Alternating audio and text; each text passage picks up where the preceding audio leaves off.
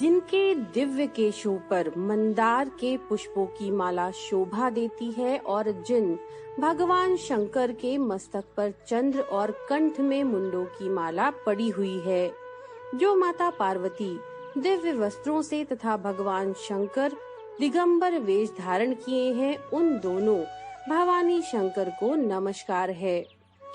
मित्रों, आज हम आपके लिए यहाँ पर लेकर आए हैं हरितालिका तीज की कथा। तो चलिए शुरू करते हैं।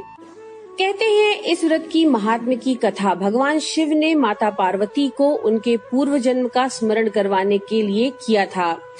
भगवान शिव कहते हैं, हे गौरी, पर्वतराज हिमालय पर गंगा के तट पर तुमने अपनी बाल्यावस्था में अधोमुखी होकर घोर तप किया था।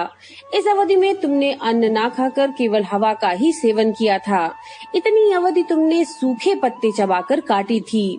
माघ की शीतलता में तुमने निरंतर जल में प्रवेश कर तप किया था। वैशाख की जला देने वाली गर्मी में पंचाग्नि से शरीर को तपाया था। श्रावण की मूसलाधार वर्षा में खुले आसमान के नीचे बिना अन्न जल ग्रहण किए व्यतीत किया था।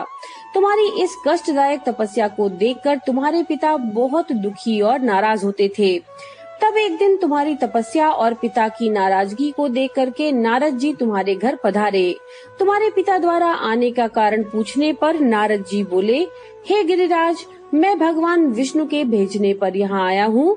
आपकी कन्या की घोर तपस्या से प्रसन्न होकर वे उनसे विवाह करना चाहते हैं। इस बारे में मैं आपकी राय जानना चाहता हूँ। नारद जी की बात सुनकर पर्वतराज बहुत प्रसन्न हुए और प्रसन्नता के साथ बोले, श्रीमान, यदि स्वयं भगवान विष्णु मेरी कन्या का वरण करना चाहते हैं तो मुझे क्या आपत्ति हो सकती है। वे तो साक्षात ब्रह्म हैं। ये तो हर पिता की इच्छा होती है कि उसकी पुत्री सुख संपदा से युक्त पति के घर की लक्ष्मी बने। नारद जी तुम्हारे पिता की स्वीकृति पाकर विष्णु जी के पास गए और उन्हें विवाह तय होने का समाचार सुनाया। परंतु जब तुम्हें इस विवाह के बारे में पता चला तो तुम्हारे दुख का ठिकाना न रहा। तुम्हें इस प्रकार से दुखी देखकर तुम्हारी एक सहेली ने तुम्हारे दुख का कारण पूछा और पूछने पर तुमने बताया, मैंने सच्चे मन से भगवान शिव का वरण किया है, परंतु मेरे पिता मेरा विवाह विष्णु जी के साथ तय कर रहे हैं। मैं विचित्र धर्म संकट में हूँ। मेरे पास अब प्राण त्यागने के अलावा कोई भी और उपाय नहीं बचा है। तुम्हारी सखी बहुत ही समझदार थी। उसने कहा, प्राण छोड़ने का यहाँ कारण ही क्या है। संकट के समय में धैर्य से काम लेना चाहिए। सार्थकता इसमें है कि जिसे मन से पति के स्वरूप में आपने वर्ण कर लिया, जीवन पर्यंत उसी से निर्वाह करें। सच्ची आस्था और एक निष्ठा के समक्ष तो भगवान भी असहाय हैं। मैं तुम्हें वन में लेकर चलती हूँ, जो कि साधना स्थल भी है और जहाँ तुम्हारे पिता तुम्हारा खोज नहीं कर पाएंगे।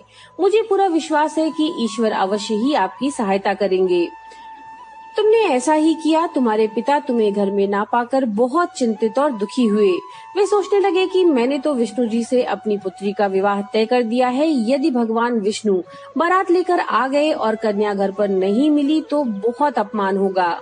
ऐसा विचार कर पर्वतराज ने चारों ओर तुम्हारी खोज शुरू करवा दी। इधर तुम्हारी खोज होती रही, उधर तुम अपनी सहेली के साथ नदी के तट पर एक गुफा में मेरी आराधना में लीन रहने लगी। भाद्रपद तृतीय शुक्ल को हस्त नक्षत्र था।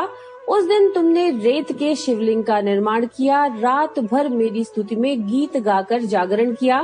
तुम्हारी इस कठोर तपस्या के प्रभाव से मेरा आसन हिल उठा और मैं शीघ्र ही तुम्हारे पास पहुंचा और तुमसे वर मांगने को कहा। तब अपनी तपस्या के फलीभूत मुझे अपने समक्ष पाकर तुमने कहा, मैं आपको सच्चे मन से पति के रूप में वरण कर चुकी हूँ।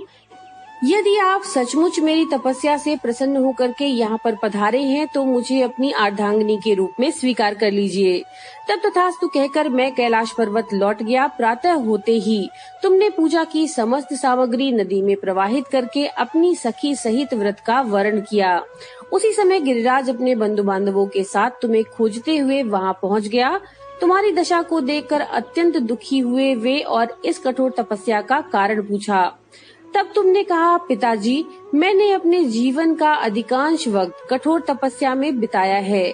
मेरी इस तपस्या के केवल उद्देश्य महादेव जी को ही पति स्वरूप में प्राप्त करना है।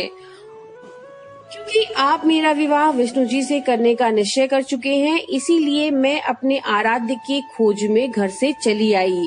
अब मैं आपके साथ घर इसी शर्त पर चलूंगी कि आप मेरा विवाह महादेव जी के साथ करेंगे। पर्वतराज ने तुम्हारी इच्छा स्वीकार कर ली और तुम्हें घर वापस ले आए। कुछ समय बाद उन्होंने पूरे विधि विधान के साथ हमारा विवाह किया। भगवान शिव ने आगे कहा, हे पार्वती, भाद्रपद की शुक्ल तृतीया को तुमने मेरी आराधना करके जो व्रत किया था, उसी के परिणाम स्वरूप हम दोनों का विवाह संभव हो सका। इस व्रत का महत्व यह है कि मैं इस व्रत को पूर्ण निष्ठा से करने वाले प्रत्येक स्त्री को मनवांछित फल देता हूँ। अर्थात जो भी स्त्री पूरी श्रद्धा भक्ति के साथ इस व्रत को करेंगी, उन्हें भी तुम्हारी तरह अचल सुहाग प्राप्त होगा। तो मित्रों, ये थी हरितालिका तीज की कथा। नमो नारायण।